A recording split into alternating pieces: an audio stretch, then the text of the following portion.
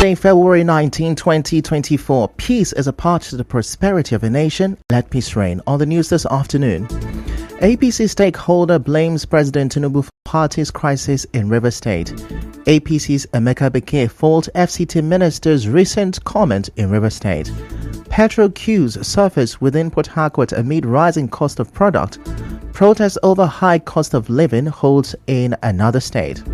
And on the foreign scene, protesters rally against electoral changes in Mexico. I am Ifechi Kumoyele with the news. An APC stakeholder in River State, Williams, says President Bola Tinubu is partly responsible for the ongoing political party crisis in River State. He said this on Nigeria Info FM's Morning Crossfire today in response to remarks made by the Minister of the Federal Capital Territory, Nyesom Wike. With due respect to the president, the problem of River State today as I speak, is partly or majorly caused by the president. And let me tell you something, that is why this same person can boast that structure of River State in hand. Let's tell ourselves the truth. You see, there is a governor, whether we like it or not. There is a governor. There is no reason any reasonable person would want to position himself and do the work of a governor when the person is not the governor. Recall that the FCT minister had earlier praised the unity between the PDP and APC in River State, stating that his political coalition's alliances would guarantee an easy victory in the 2027 elections. But Mr. Williams disagreed with the idea of PDP and APC merging in River State, arguing that Mr. Wike is attempting to control both parties in the state. My point is, PDP, APC are coming together. Is it to float a party on which party? Let me tell you this. There is no amalgamation. The governor of River State is the PDP person. Now, let me even tell you this whole thing is that both the PDP and the APC caretaker or chairman, as it is, when you see them talk or when you hear them talk, what you hear obviously is that they are trying to protect one individual. That is the point. So it's not a question of amalgamation or that. There is no amalgamation. They tell each other. One person wants to be in control of APC, PDP. Yesterday, the FCT Minister Nyesom Wike said he is confident that his political camp will defeat any opposition in the 2027 elections. The two leadership of the party now here, APC is here, PDP is here. Where can you find that unity? Which state? It's only in Rivers where can find that unity. And that is what most people don't like. When they see people are united, working together, they find something hard to make sure they are divided. But since we know, we are refused to be divided. The FCT minister further called for support for President Bola Tinubu's economic reform policies in the country. To solve the problems of this country cannot be a miracle. Decisions of Mr. President is hard, but if we are patient at the end of the day, we will get to where we want to. It cannot be easy that way. That you wanted to bring a policy that something that has spoiled for years, within 6 months, you have changed it. Even if it is a miracle, it is difficult. It is difficult. What we require is give him support. Meanwhile, APC's Emeka Beke has dismissed claims that there are party alignment in the state.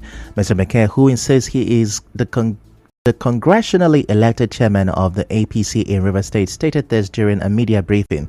He distanced himself from an online video showing the moment he hugged and smiled with FCT Minister Nyesom Wike at an event in Port Harcourt. First, there is no alignment whatsoever. President of the Boys Company of Nigeria, which I'm a member, I'm a founding member of the club, had his 60th birthday and invited, and I was coming from Okri, I went for Fudora, and there was a time frame for the party, 6 o'clock to 8 o'clock. When I got in there, at about 6 o'clock, as I walked into the hall, I saw a group of people, I saw the minister, I saw a few other persons, and I shook a few of them, and some of them said, why? Say hi to the Honorable Minister. I said, no, there isn't, we don't flow at all. End of the day, because I want to be a gentleman, I just shook everybody. Now, he says he is still in APC and has no intention of defecting or working with FCT Minister Nyesom Wike, as his loyalty lies with the former Minister of Transportation, Chibike Amechi. For me, I still remember where I belong in politics. And anybody who knows me that I would never, Wike is not an option for me at all in politics. It's not an option. I've said the time with that man, I can't work with him because we don't have the same style. and I have integrity to protest. I want people at the end of the day to say, where is this young man coming from? I have integrity, and I've given that to all my colleagues who are here. We remain firm with Rotimi meeting. I did not go there for any political meeting. Moving on, a former lawmaker, Senator Ita Enang, has urged President Bola Tinubu to direct the Attorney General of the Federation, Lateef Fagbemi, to prepare an executive bill on state police and forward it to the National Assembly for it to be treated promptly as a standalone executive bill. Senator Enang, who said this on Channels Television, said the president should not wait for the National Assembly to finish the constitutional amendment process, and the bill on the state police should not be part of those matters that will be considered by the Senate on the joint session of the National Assembly. He said the executive bill should spell out the limitations of the functions of state police to federal police. The Minister of State for Defense, Bello Matawalle, says the unauthorized use of military camouflage remains banned. The Director of Information and Public Relations in the Defense Ministry, Henshaw Ogubike, in a statement said the minister's call is coming at a time when criminals disguised as military and paramilitary personnel to cause havoc in the society. He said it is only the armed forces and the Nigeria Police Force that are allowed by law to use the military camouflage. Still to come, protests in Oyo over high cost of living. Stay with us. On the home at the Greater City, Port Harcourt, a well-planned phase